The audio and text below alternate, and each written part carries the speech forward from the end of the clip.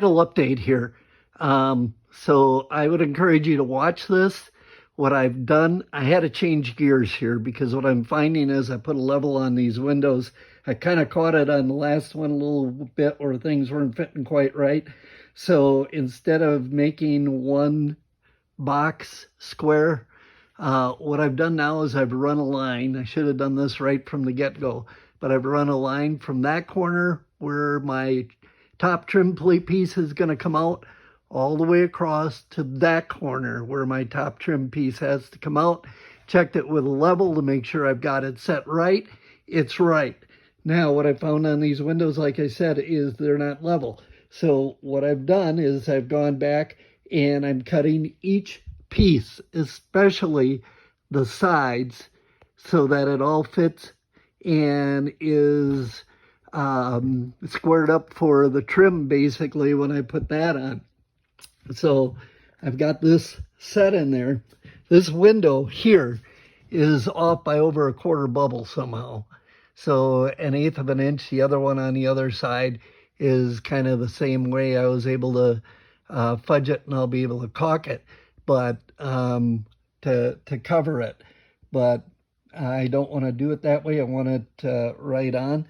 So I put the bottom, top piece in, and now I'm going to do the sides. I probably should have done it that way from the get-go, but we're learning. So now what I'll do is I got my mark up on top.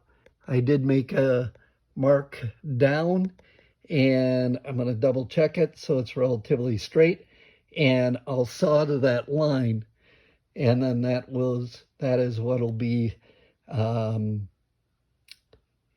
against the face here. So that should work out where everything fits perfectly snug together. So keep that in mind if you're trimming out the inside of windows.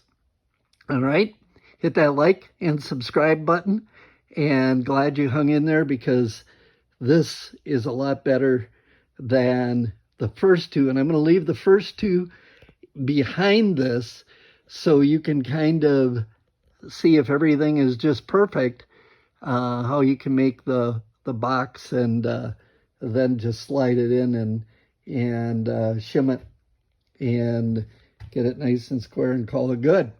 Perrodin the Project Specialist. Check out my other videos at Perrodin the Project Specialist. Hit the like and subscribe button and have a good day. So when you get the trims in, this is what it kind of looks like. You got to shim it to make sure you're level, certainly on the bottom and top. So I've got everything shimmed, checked with a level. The trim should go on the outside or the inside face of this very nicely. And I'm going to run one board that runs all the way across the top. And so I made sure that everything is as level as I can get it. So that trim board that goes all the way across the top here is going to match up with the bottom of the inside trim on these windows that we put in. Took me a little bit longer than I thought it would, which seems to be with everything. But here again, I got the trim at an auction, so I paid much less than what you pay at the box store for LP diamond coat. And I did have to paint it to match what we're doing, which isn't that big of a deal. And we got 2 more to do on this side. We put the top trim on, then we finish the top up over here.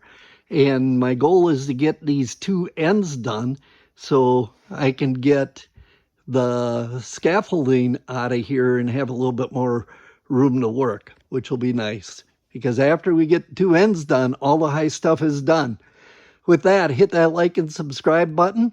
I had a giggle. We were somewhere today and somebody asked me, well, when are you going to put another post up on the inside of your 4-season room?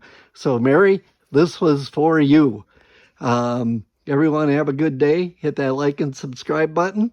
We'll give you an update again tomorrow. Okay, so you saw me in the previous step putting together the inside trims with this LP exterior trim material. And so